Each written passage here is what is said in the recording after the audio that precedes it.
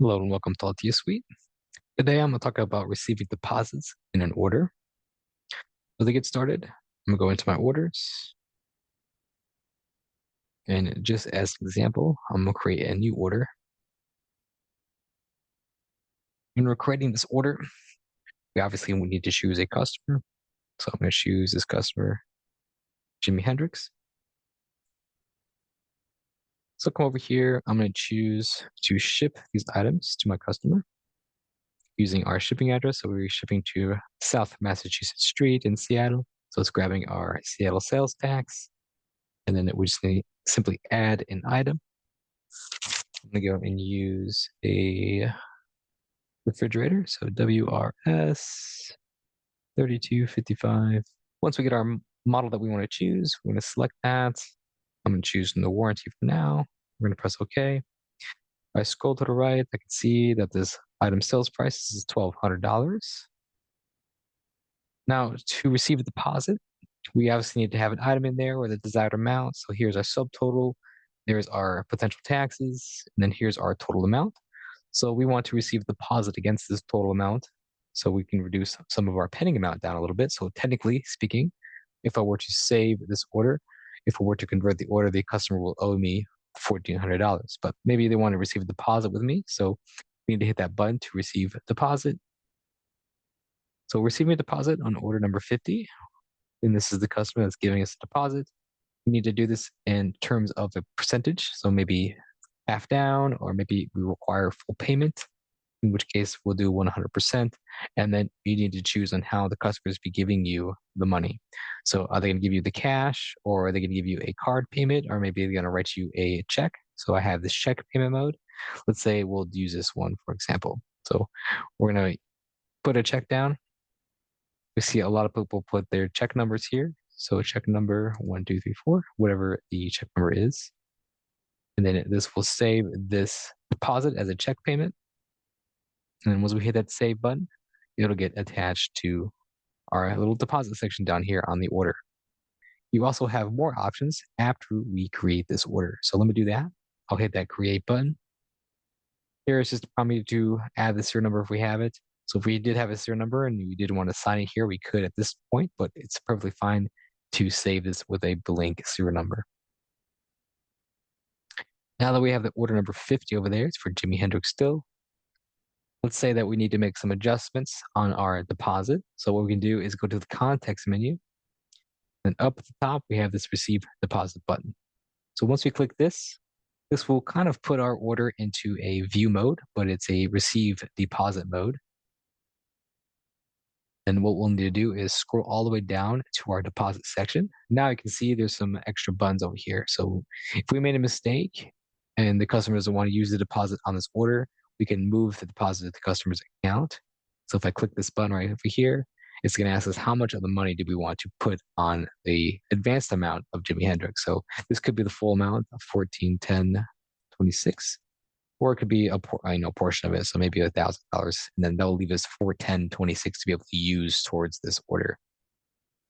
Our other options, if you didn't want to move the deposit to the customer, is we can return the deposit to the customer.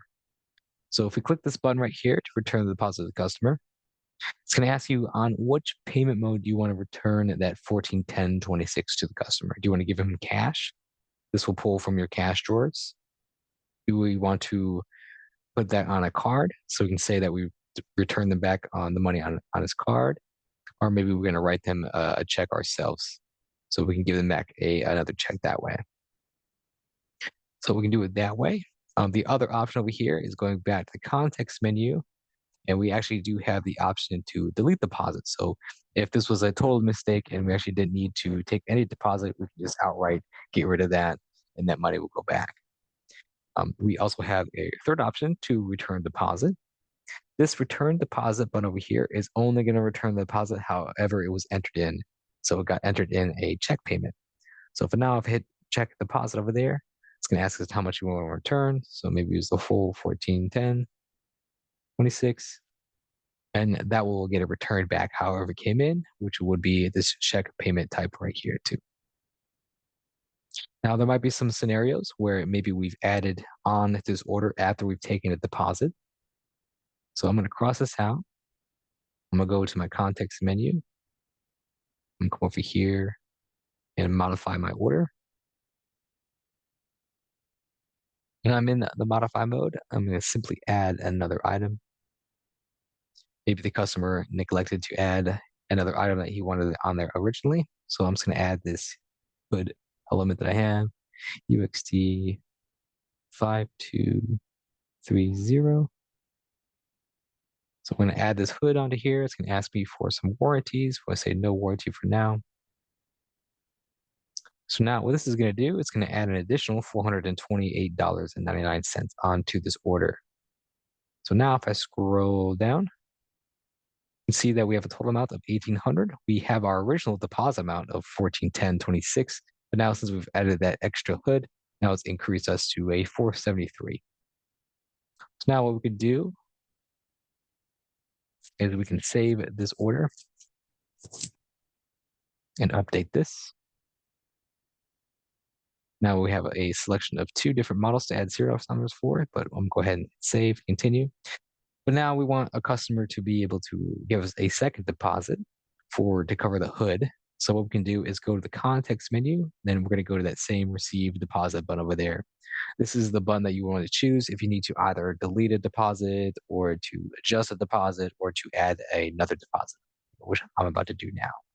So once we click on receive deposit, we're going to get to that receive deposit mode. And then we need to scroll down a little bit.